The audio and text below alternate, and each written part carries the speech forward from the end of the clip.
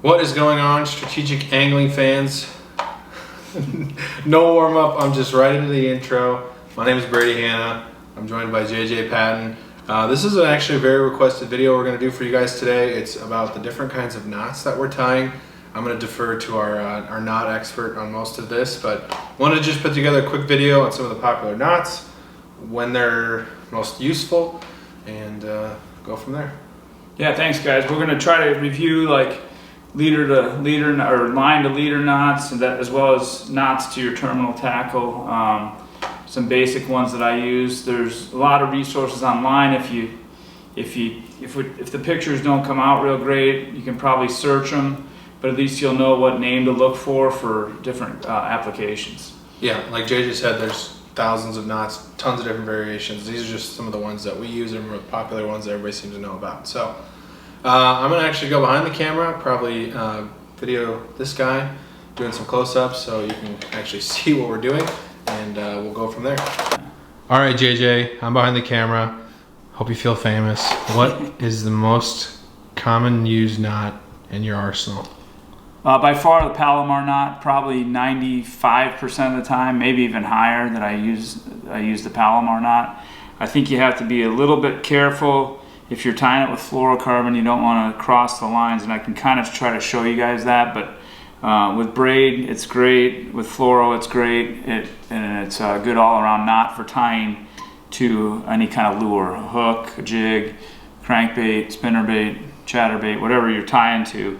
So I'm going to show you that one first because that's the most common now. And we're doing this with high-vis braid, so this is not exactly the line we recommend for all knots, but we wanted to show you, yeah. So this one, you double the knot, double the line over. You push it through the eye of the hook, so you have a loop through one side and a tag end in your main line. Then you take this. Now you want to be careful that you don't twist this at all. You just lap it over and put it through. So you basically just tied a granny knot over your line with the loop, okay? Then you take the loop and you put your lure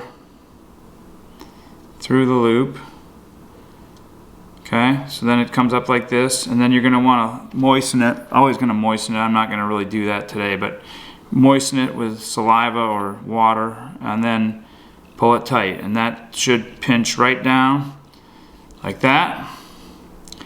You're going to cut the tag end of your line to a comfortable distance. They're probably not going to see this most of the time. I leave a little bit because sometimes it will tighten up a little bit, so maybe I'd call that 1/8 of an inch probably. But if you cut it too close, it sometimes can pull through. That's a Palomar knot. Probably the most useful knot that you're going to have. It's very strong. It's close to 100%. If you do it wrong, when you pull it like this, it'll pull out or the line will break. But you just need to make sure you don't cross the lines is the big key with that. Okay, so then take us through the scenario where you're not using a Palomar knot. What's the next knot you go to, or what's the application you tie the next knot for? Sometimes if I have a really long lure like a jerkbait or a spinnerbait where it's a little more difficult to put the lure through the loop without getting the loop all messed up, I will tie either a clench knot or a San Diego jam, so I can show you both of them. Basically these prevent you from having to put the loop over the lure and through, and sometimes if you got a jerkbait with 3 treble hooks, that can get a little tough. You catch the treble hook and then everything gets twisted around and you have to redo it. So for a big lure, the other thing about a Palomar sometimes is when you tie it, it may have a little bit of an angle pull on the lure, and this particular one is a little more straight. So with a crankbait or a jerkbait or a spinnerbait, it may pull it straighter as opposed to the Palomar, which the line may be a little offset from the knot. So this is a clinch knot. Put the line through. I put my finger right in this loop that I made, and I make 5 loops around the main line. 3, 4, 5. So you went like that. Then you take this the tag end, you stick it through the loop that you made at the beginning, and then right back through the loop that you just made, and then you pull that one down. So does that one have one extra little loop? Yes. It's slightly different from the fisherman's knot? Yeah, the fisherman's is the one where you just go through and then pull it tight. And then pull it tight. This is the improved clinch knot, I think is what they call it, and you go back up through. The disadvantage to that is you have two places where your line is crossing each other, and if you have fluorocarbon, when your lines cross, they can pinch into each other, and that can be bad because it can weaken the line. So that's why I prefer the Palomar over this one. Now you can see on this one, when I tied it, it pulls straight on the lure. But that you can see how that line pull goes straight out towards your rod, and sometimes I think that's better. When and I didn't really show this on the Palomar, but sometimes the Palomar can be a little bit off, like up or down or sideways on it. So that's sometimes a good knot. Like I said, it's an easy knot. It's really good with braid. I don't like it as well with floral. Well, you're cutting that. I'll add, I was working a fluke this spring, and one problem I had was it not running quite right, and it was because my Palomar kept falling off to either side. So right. That's good. That's a good info. I'm learning behind the camera as well, I guess. Okay, third knot for tying just direct, I would say, would be a San Diego jam. And I do not tie this a lot. It's a popular knot. It's extremely strong. So when you do this one, you go through, I need to do it this way. You come up the line like this, okay? Now this is a tricky one. Yeah, so you go up like this. This is the one where you'll see the guys like on Bassmaster Live, they're flipping the lure around and around. But basically, you've come back up the line, and then you wrap this around your line 5 times down towards the lure. It's hard to do on the camera. And guys, we're not videographer experts. This is not going to be perfect, but this is at least a starting point for you to maybe search for some other how-to content made a little easier to view than this one. But and at San Diego, so I went up, I came down the line 5 times, then I'm going to go through that loop that I made next to my eye. Okay. And then I'm going to come back up through the loop that I started my bait with up at the top. A double loop. Yep. So that is called a San Diego jam, and you'll know you tie this right because it'll click. You'll feel it click. That's a really strong knot, a really good knot. I don't use it a lot. So that's another good straight on terminal tackle knot. Do you want to show us the one next on straight shank hook? Yes. So that would be a Snell knot. And I think there's different ways to tie this. It's Snell, S-N-E-L-L. This is how I tie mine. I'll show you guys the advantage of this too. So this one is a Snell knot.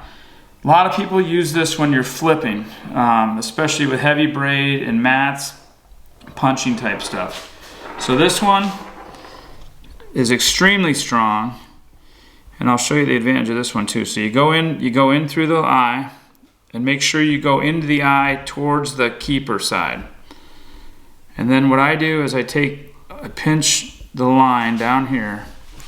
So you're down the shank of the hook and you've got a little loop, okay? And then here's the tag end, here's the main line.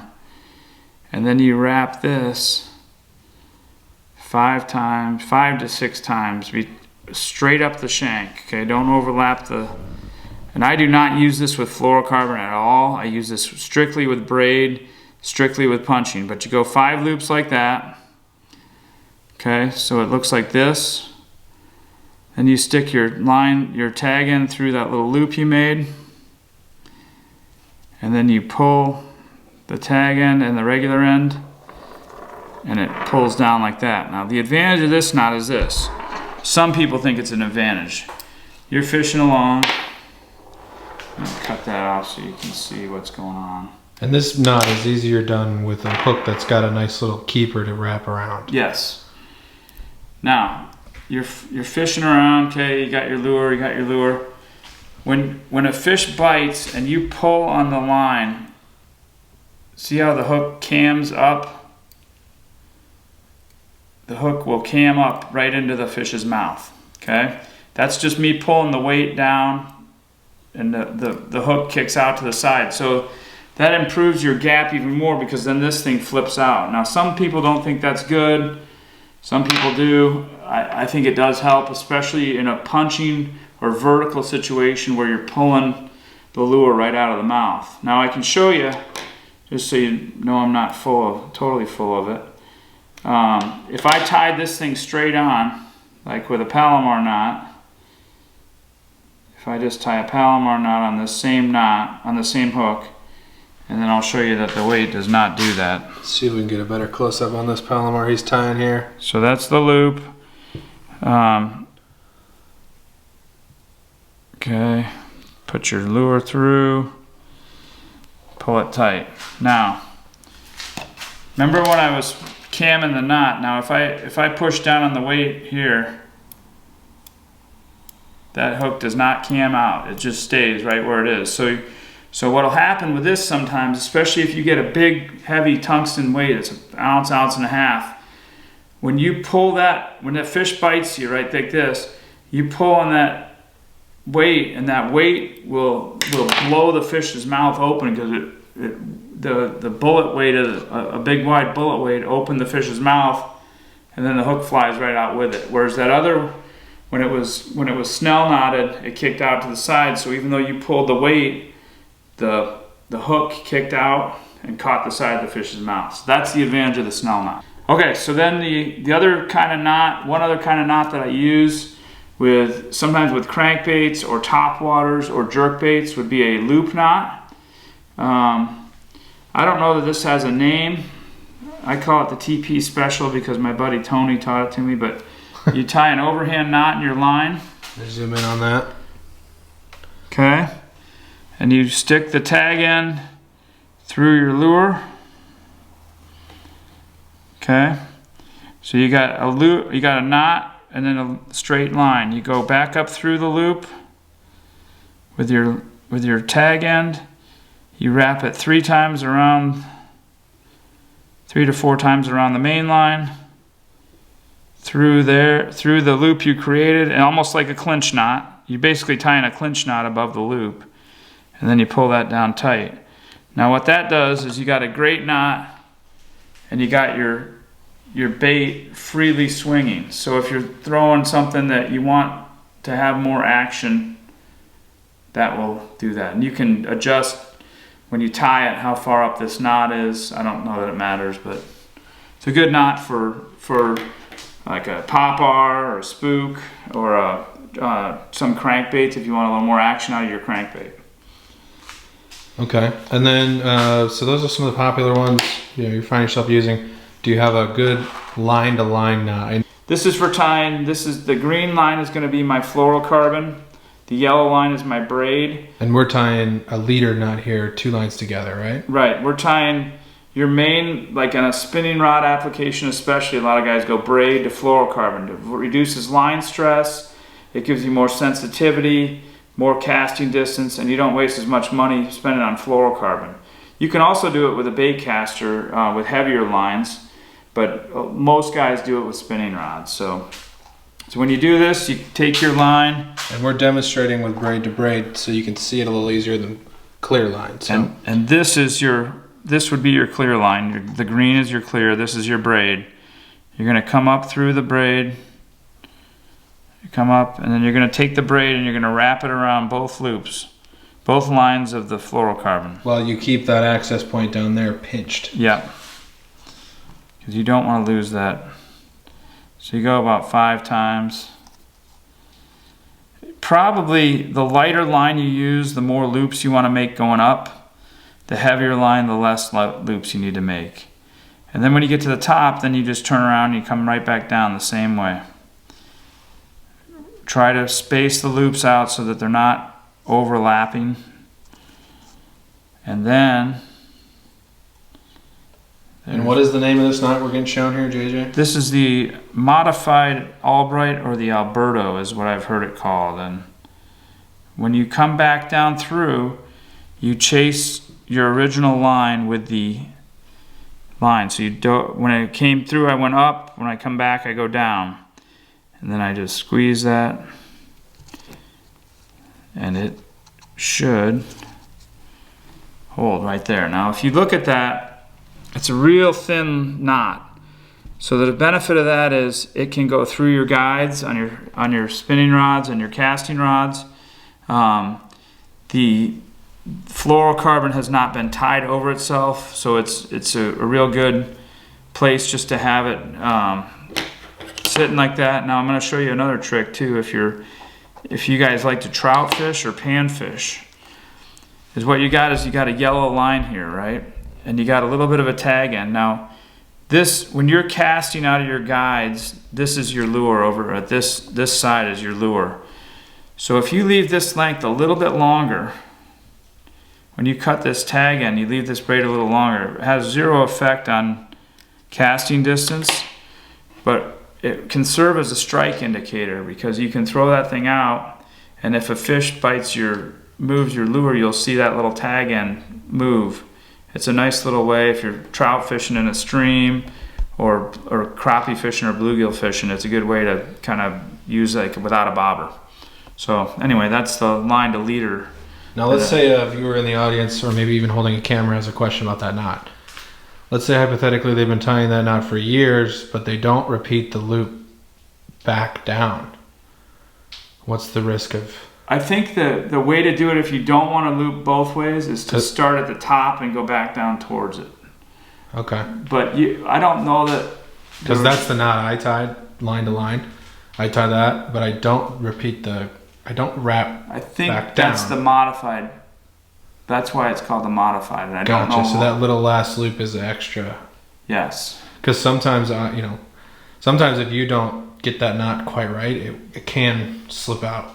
Especially if you do what I apparently have been doing wrong, of not repeating the downward spiral towards the. I've almost never had. I probably can't say never, but in 10 years, 15 years, I don't. The only time it goes bad is when I'm cinching it. If I didn't go the right way through the loop, when you cinch the knot, it pulls out. But usually when I have this knot tied, it breaks down here before it breaks there. And one last thing about this knot is you really have to have which side do you have to have looped again? I forget that. You want to tie the braid around the fluoro. That's correct. Because you don't want the fluoro to have the fluoro you want to do as little minimal damage as you can. Braid's tough as nails. You can tie this stuff around anything. It won't fray, it won't bite into itself, but if you loop fluoro like that, you'll end up with kinks and weak points that you don't want. Yep. Plus, the braid is thinner, so now when this knot goes through your guides, you basically have one string of fluorocarbon with a small segment of 2 strings of fluorocarbon. Then you basically have braid. Now the braid is typically lighter or thinner diameter, so casting through your guides, it goes right through. And that knot goes right through your guides. I mean, some micro guides you may have trouble, but it's a good knot.